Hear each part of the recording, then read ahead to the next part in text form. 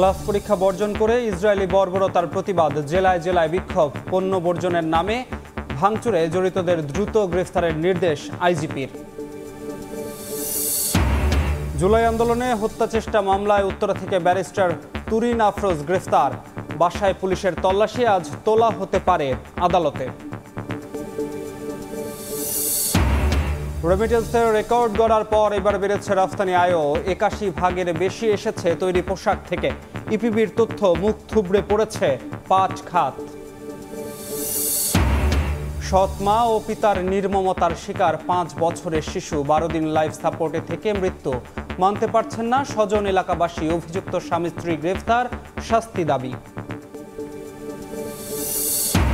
এবং হোয়াইট হাউসে Trump Netanyahu বৈঠক, যুদ্ধবিরতি ও জিম্মি মুক্তির নতুন পরিকল্পনার ইঙ্গিত।